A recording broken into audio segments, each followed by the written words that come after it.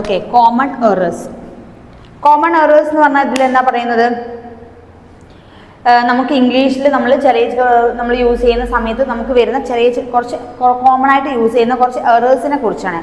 In A multilingual country like India, English has emerged as an important medium of communication, അല്ലേ? However, there are certain errors which are commonly, അല്ലേ? അപ്പോൾ നമുക്ക് English നമ്മളെല്ലാവരും ഇന്ത്യയിൽ ഇപ്പോൾ മെയിനായിട്ട് യൂസ് ചെയ്യുന്ന ഭാഷ തന്നെയാണ്. പക്ഷെ അതിൽ കുറേ നമ്മൾ യൂസ് ചെയ്യുന്ന കുറേ എറേഴ്സ് ഉണ്ട്. അത് കോമൺ ആയിട്ട് കുറച്ച് യൂസ് ചെയ്യുന്ന എറേഴ്സ്, അതിനെക്കുറിച്ചാണ് നമ്മളിവിടെ സംസാരിക്കുന്നത്. ഫസ്റ്റ് എന്താണ്, errors in the use of nouns. നൗൺസിൽ യൂസ് ചെയ്യുന്ന എറേഴ്സ്, അതായത് എന്താണ്, the errors that occur while using the nouns include the improper use of an certain synonymous nouns and the usage of certain slang words and phrase in the formal writing. അതിൽ first എന്താണ് വരുന്നത്, ഒരു common errors ആയിട്ട് first നമ്മൾ use ചെയ്യുന്ന common errors ആണ് ഇപ്പോൾ നോക്കുന്നത്. Okay, common errors. ഫസ്റ്റ് എന്താണ്, സെൻഡർ, ഫസ്റ്റ് ഇതല്ലേ? Okay, sender or middle. ഇതിൻ്റെ ഒരു മീനിങ് രണ്ടും ഏകദേശം എന്താണ്, ഒന്നല്ലേ? സെൻറ്റർ എന്ന് പറഞ്ഞാലും ഇതിൻ്റെ ഒരു നടുഭാഗമാണ്, മിഡിൽ എന്ന് പറഞ്ഞാൽ ഒന്നിൻ്റെ മധ്യഭാഗത്തിന്, അല്ലേ? സെൻറ്റർ പോർഷനാണ് നമ്മൾ പറയുന്നത്. മീനിങ് രണ്ടും ഒന്നാണ്. പക്ഷെ ഇത് യൂസ് ചെയ്യുമ്പം അതിൻ്റെ ഫ്രേസിൽ ഇത് എവിടെ യൂസ് ചെയ്യണം എന്നുള്ളതാണ് നമ്മൾ ഇംഗ്ലീഷിലെ കോമൺ എറർ എന്ന് പറഞ്ഞാൽ. അതായത് എന്താണ്, സർക്കിൾ. ഒരു സർക്കിളിന് നമ്മൾ എപ്പോഴും ഒരു സർക്കിളിൻ്റെ വരയ്ക്കുകയാണെന്ന് വെച്ചാൽ ആ സർക്കിളിന് എപ്പോഴും ഒരു പോയിന്റ് ഉണ്ട്, അല്ലേ?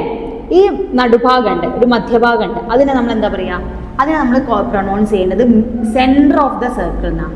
സർക്കിളിൻ്റെ എപ്പോഴും എന്താണത്, സെൻറ്റർ എന്നാണ് പറയുക. That is not a middle of the circle എന്ന് പറഞ്ഞാൽ അതെന്താണ്, റോങ് ആണ്. സർക്കിളിന് എപ്പോഴും നമ്മൾ യൂസ് ചെയ്യുക ഇംഗ്ലീഷിൽ സെൻറ്റർ എന്നാണ്. പക്ഷെ ഒരു റോഡുണ്ട്, ഓക്കെ, ഒരേ ലെങ്ത്തും വിടുത്തുള്ള ഒരു റോഡുണ്ട്. റോഡിൻ്റെ മധ്യത്തിൽ ഒരാൾ നിൽക്കുകയാണെന്നുണ്ടെങ്കിൽ എന്താ പറയുക, ഒരു സ്റ്റാൻഡിങ് എ മാൻ എന്താണ്, മിഡിൽ ഓഫ് ദ റോഡ് എന്നാ പറയുക, സെൻറ്റർ ഓഫ് ദ റോഡ് എന്ന് പറയില്ല. ഓക്കെ, അതായത് റോഡിൻ്റെ ഒരു പോർഷനെ നടുഭാഗത്ത് നമ്മൾ ഒരിക്കലും സെൻറ്റർ ഓഫ് ദ റോഡ് എന്ന് പറയില്ല. എന്താ പറയുക, മിഡിൽ ഓഫ് ദ റോഡ് എന്നാണ്. അതായത് അപ്പോൾ എന്താണ് ഉദ്ദേശിക്കുന്നത്, സെൻറ്റർ എപ്പോഴും ഉദ്ദേശിക്കുന്നത് എന്താണ്, a point which is an equal distance from the whole edges of an circle, അല്ലേ? സെൻറ്റർ എന്ന് പറയുക, സെൻറ്റർ യൂസ് ചെയ്യപ്പോഴും ഒരേ എഡ്ജസ് ആയിരിക്കും. അതിൻ്റെ സെൻറ്ററിൽ നിന്ന് ഇങ്ങോട്ടും ഒക്കെ ഉള്ള അതിൻ്റെ എഡ്ജസിൻ്റെ ദൂരം എപ്പോഴും എന്തായിരിക്കും, സെയിം ആയിരിക്കും. ഒരേ ദൂരമുള്ള ഈക്വൽ ഡിസ്റ്റൻസ് ഉള്ള ഹോൾ എഡ്ജസിനെയാണ് നമ്മൾ എന്ത് പറയുക, സെൻറ്റർ എന്ന് പറയുക. മിഡിൽ എപ്പോഴാണ് യൂസ് ചെയ്യുക, refers to the mid point which is an equal distance from the two sides. രണ്ട് സൈഡ്സിൽ ഈക്വൽ ഡിസ്റ്റൻസ് ആണെന്നുണ്ടെങ്കിൽ അതിനെ എപ്പോഴും പറയാം, മിഡിൽ ആണ് യൂസ് ചെയ്യുന്നത്. ഓക്കെ, രണ്ടാമത് കോസ് ഓർ റീസൺ. രണ്ടിൻ്റെ മീനിങ് ഒന്നാണ്. കോസ് അല്ലെങ്കിൽ റീസൺ എന്ന് പറഞ്ഞാൽ, കോസ് എന്ന് പറഞ്ഞാലും കാരണമാണ്, റീസൺ എന്ന് പറഞ്ഞാലും കാരണമാണ്. മലയാളത്തിൽ മീനിങ് എന്ന് പറഞ്ഞാൽ എപ്പോഴാണ് ഇത് യൂസ് ചെയ്യുക, she has a good cause to angry. അത് ശരിയാണോ, അവൾക്ക് എന്താ പറയുക, ദേഷ്യം വരാൻ ഒരു കാരണമുണ്ട്. ഓക്കെ, അപ്പോൾ അതിനെന്താ പറയുക, അവിടെ എന്താണ്, അവിടെ ആംഗ്രി എന്നുള്ള വേർഡ് യൂസ് ചെയ്താൽ ശരിയാണോ, അത് ഇൻകറക്റ്റ് ആണ്. അവിടെ എന്താ പറയുന്നത്, she has a good reason to angry, അല്ലേ? അവൾക്കൊരു ശരിയായ കാരണമുണ്ട് അവൾ ദേഷ്യപ്പെടാൻ. ഓക്കെ, രണ്ടാമത്തെ എന്താണ്, ദ ജലസിസ്റ്റ് were not able to explain the cause of floods, അല്ലേ? അവിടെ എന്താ, അത് കറക്റ്റ് ആണ്. അതായത് ഇവിടെ കോസും റീസണും യൂസ് ചെയ്യപ്പോഴാണ്, the meaning of both cause and reason are difference and there are usage of difference, അല്ലേ? മീനിങ് സെയിം ആണ്, അതിൻ്റെ യൂസേജ് ഡിഫറെൻ്റ് ആണ്. Cause conveys the meaning of the production of result, അല്ലേ? കോഴ്സ് എപ്പോഴും യൂസ് ചെയ്യുക ഒരു production of result കാണിക്കുകയാണ്. ഒരു പ്രൊഡക്ഷൻ്റെ റിസൾട്ട് കാണിക്കണമെങ്കിൽ നമ്മൾ അവിടെ യൂസ് ചെയ്യുക, അത് കോഴ്സാണ് യൂസ് ചെയ്യുക. വേറെ റീസൺ യൂസ് ചെയ്യപ്പെടാൻ ജസ്റ്റിസ് ഓഫ് ദ കോഴ്സ്, അല്ലേ? എന്തിനെങ്കിലും ഒരു കാരണം ജസ്റ്റിഫൈ ചെയ്യുകയാണെങ്കിൽ നമ്മൾ എന്ത് ചെയ്യുക, റീസൺ ആണ് യൂസ് ചെയ്യുക. വായിച്ചു നോക്കുക. ദെൻ ഹൗസും ഹോമും തമ്മിലുള്ള ഡിഫറൻസ് എന്താണ്, ഹൗസ് എപ്പോഴും ഫിസിക്കൽ സ്ട്രക്ചർ ഓഫ് ബിൽഡിംഗ്, അല്ലേ? ഒരു ബിൽഡിങ്ങിൻ്റെ പുറമേ നിന്ന് കാണുമ്പോൾ അതിനെ എപ്പോഴും നമ്മൾ എന്താ പറയുക, ഹൗസ് എന്നാണ് പറയുക. ഒരു വീട്, ഓക്കെ, അതിൽ ആൾതാമസം ഒന്നുമില്ല, ഒരു ഫിസിക്കൽ സ്ട്രക്ചർ മാത്രം ഒരു വീടാണെങ്കിൽ അത് ഹൗസാണ്. പക്ഷെ ഹോം ആകുമ്പോൾ എപ്പോഴും എങ്ങനെയാണ്, place where someone's families resides, അല്ലേ? അവിടെ കുറച്ച് ആളുകൾ താമസിക്കുക, അവിടെ കുറച്ച് ആളനക്കും ജനങ്ങളും ഒക്കെ വരുന്ന സമയത്താണ് അതിന് ഹൗസിന് എന്ത് ആയിട്ട് മാറുക, ഹോമായിട്ട് മാറുക, അല്ലേ? ഒരു അടച്ചിട്ട വീടിനെ നമ്മൾ ഒരിക്കലും ഹോം എന്ന് പറയില്ല, നമ്മൾ എന്താ പറയുക, ഹൗസ് എന്നാണ് പറയുക. അതുപോലെ ഹാബിറ്റും കസ്റ്റമും തമ്മിലുള്ള ഡിഫറൻസ് എന്താണ്, habit associate with persons activities well custom refers to the practice followed by the society. Habit എന്ന് പറഞ്ഞാൽ ഒരു വ്യക്തിയുടെ എന്താ പറയുക കണ്ടിന്യൂസ് ആക്ടിവിറ്റീനെയാണ് നമ്മൾ എന്തെന്ന് പറയുന്നത് ഹാബിറ്റ് എന്ന് പറയുന്നത്. വേറെസ് കസ്റ്റം എന്ന് പറഞ്ഞാൽ എന്താണ് ഒരു സൊസൈറ്റി ഫോളോ ചെയ്യുന്ന പ്രാക്ടീസിനെയാണ് എന്നത് കസ്റ്റം എന്ന് പറയുന്നത്. ദെൻ പോയം ആൻഡ് പോയട്രി എന്താണ് ഡിഫറൻസ്? പോയം എന്ന് പറഞ്ഞാൽ refers to a single piece of poetry, whereas poetry is form of a literature which deals with the different types of poems. അല്ലേ, poem എന്ന് പറഞ്ഞാൽ ഒരു പദ്യത്തിൻ്റെ എന്താ പറയുക ഒരു സിംഗിൾ പീസിനെയാണ് പോയം എന്ന് പറയുക. പക്ഷെ പോയട്രി എന്ന് പറഞ്ഞാൽ എന്താണ് form of literature which deals with different types of poems. കുറേ അധികം പോയംസ് ഉള്ള ഒരു ലിറ്ററേച്ചറിനെയാണ് നമ്മൾ എന്ത് പറയുന്നത് പോയട്രി എന്ന് പറയുന്നത്. ഇപ്പം മനസ്സിലാക്കുക.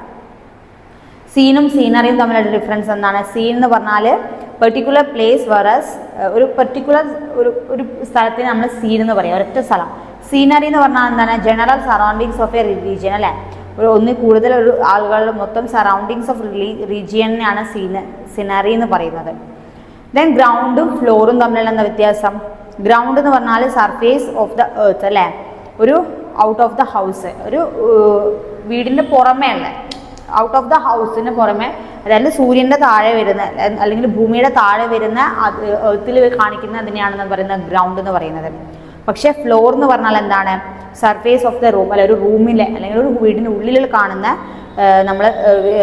നമുക്ക് നടക്കാൻ ഉപയോഗിക്കുന്ന സ്ഥലത്തിന് നമ്മൾ ഫ്ലോർ എന്ന് പറയാം. പുറത്തിറങ്ങിയിട്ട് നമ്മൾ മണ്ണ് കണ്ടാൽ ഫ്ലോർ എന്ന് പറയുമോ, ഗ്രൗണ്ട് എന്നേ പറയും. അതാണ് വ്യത്യാസം. അതിൽ കുറേ അതുപോലെ ഡിഫറൻസസ് തന്നിട്ടുണ്ട്, നിങ്ങൾക്ക് വായിച്ചു. റൂമും പ്ലേസും തമ്മിൽ ഫുട്ട് ആൻഡ് ലെഗ് തമ്മിലുള്ള, ഫുട്ട് എന്ന് പറഞ്ഞാൽ എന്താ refers to a part of human body അല്ലേ, ആങ്കിൾ. ലെഗ് എന്ന് പറഞ്ഞാൽ part from hip and above the ankle അല്ലേ. ഫുട്ട് കാലിൻ്റെ അടിഭാഗമാണ് നമ്മൾ പറയും. ലെഗ് എന്ന് പറഞ്ഞാൽ എന്താണ് ലെഗിൽ ഒരു ഭാഗമാണ് ഫുട്ട്, പക്ഷേ ലെഗ് എന്ന് പറഞ്ഞാൽ നമ്മളെ എന്താണ് അബവ് ദ ആങ്കിളാണ്, ആങ്കിളിൻ്റെ മുകളിൽ വരുന്ന പോർഷനാണ്. അതുപോലെ ഫിംഗർ ടോയും തമ്മിലുള്ള വ്യത്യാസം, അതേപോലെ കസിൻ ആൻഡ് കസിൻ സിസ്റ്റർ അല്ലേ, അങ്ങനെ കുറേ തന്നിട്ടുണ്ട്. ലേ ഇതൊക്കെ വായിച്ചു നോക്കുക. ഹാങ്ക്ഡ് നിങ്ങൾക്ക് വായിച്ചാൽ മനസ്സിലാവുന്ന കാര്യങ്ങളാണ്. റൈസും തമ്മിലുള്ള വ്യത്യാസം, സ്റ്റീൽ ആൻഡ് റോബും, ബോറോ ആൻഡ് ലെൻഡ് തമ്മിലുള്ള. ബോറോ എന്ന് പറഞ്ഞാൽ നമ്മൾ ബോറോയും ലെൻഡിനും ഒരേ മീനിങ് ആണ്. ബോറോ എന്ന് പറഞ്ഞാൽ something from period of time അല്ലേ, ഒരു നിശ്ചിത സമയത്തിലേക്ക് നമ്മളൊരു സാധനം വാങ്ങുന്നതിന് ബോറോ, കടം വാങ്ങുക എന്ന് പറയാം. ലെൻഡ് എന്ന് പറഞ്ഞാൽ എന്താണ് give something to be used for a period of time അല്ലേ, ഒരു എന്താ പറയുക നമ്മൾ കൊടുക്കുകയാണ്, ഒരു സമയം വരെ യൂസ് ചെയ്യാൻ വേണ്ടി നമ്മളൊരു സാധനം കൊടുക്കുന്നതിനാണ് എന്തെന്ന് പറയുന്നത് ലെൻഡ് എന്ന് പറയുന്നത്.